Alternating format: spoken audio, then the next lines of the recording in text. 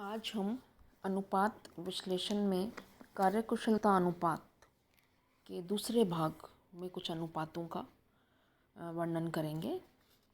आज कार्यकुशलता अनुपातों में आज पहला अनुपात है कुल संपत्ति आवर्त अनुपात। यह अनुपात व्यवसाय में विनियोजित संपूर्ण संपत्तियों तथा उनके आधार पर होने वाले विक्रय या बेची गई वस्तु की लागत के मध्य संबंध स्थापित करता है। इसे कुल विनियोग अनुपात भी कहते हैं। इसकी गणना कुल बिक्री या बेची गई वस्तु की लागत में उस संपत्ति का भाग लगाकर की जाती है।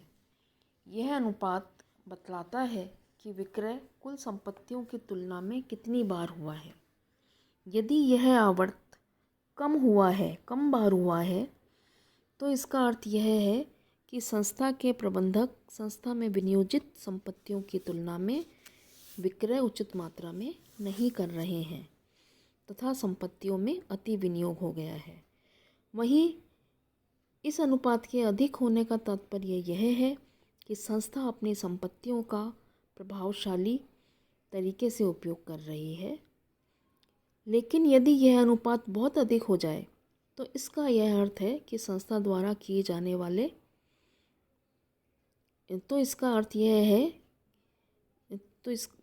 संस्था द्वारा किए जाने वाले कार्यों में अति व्यापार की प्रक्रिया अधिक संपादित हो रही है।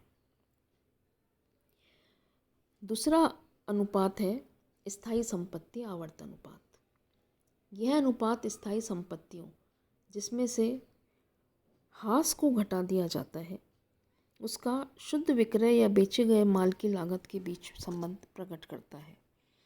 इसकी गणना के लिए विक्रय या बेचे गए माल की लागत में स्थायी संपत्तियों का भाग लगाकर की जाती है।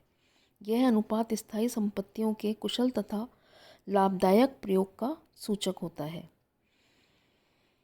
इस अनुपात में वृद्धि होने पर कार्य निष्पादन में कुशलता का पता चलता है, जबकि कमी होने पर इनके प्रयोग में अकुशलता तथा अति विनियोग का ज्ञान होता है। अगला अनुपात है चालू संपत्ति आवर्त अनुपात। यह अनुपात चालू संपत्तियों तथा शुद्ध विक्रय या बेची गई वस्तु की लागत के बीच संबंध प्रकट करता है। इसकी गणना के लिए बिक्री या बेचे गए वस्तु की लागत में चालू संपत्तियों का भाग लगा के की जाती है।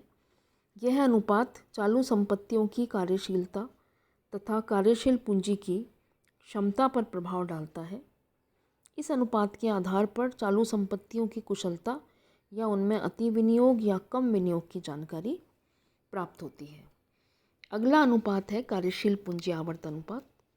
यह अनुपात बिक्री अथवा बेचे गए माल की लागत एवं शुद्ध कार्यशील पूंजी में संबंध को प्रकट करता है। शुद्ध कार्यशील पूंजी की गणना संपूर्ण चालू संपत्तियों में चालू दायित्वों को घटाकर की जाती है। इस अनुपात की गणना के लिए बिक्री अथवा बेचे गए माल की लागत में शुद्ध कार्यशील पूंजी का भाग लगाकर की जाती है।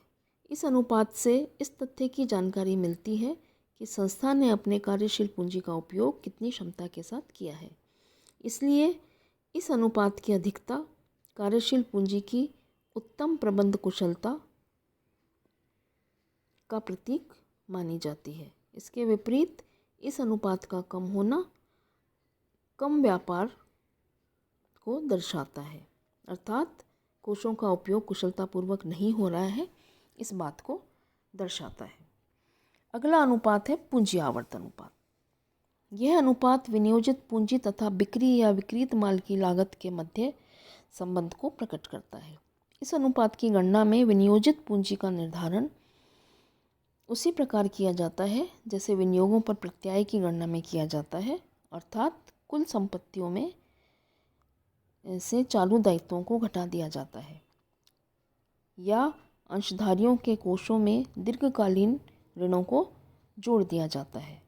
यदि संपत्तियों में कृत्रिम संपत्तियां या तथा गैर व्यापारिक संपत्तियां हों तो उन्हें छोड़ दिया जाता है।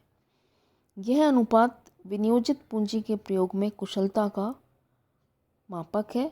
पूंजी का कुशल प्रयोग व्यवसाय की लाभार्जन क्षमता तथा प्रबंधकीय कुशलता को दर्शाता है। इसलिए यह अनुपात जितना ऊंचा होता है उतना ही अच्छा माना जाता है। तो ये हमने कुछ कार्यकुशलता अनुपात देखे थे। तो आज जिन अनुपातों को हमने देखा है उनके सूत्र या फार्मूले इस प्रकार से हैं।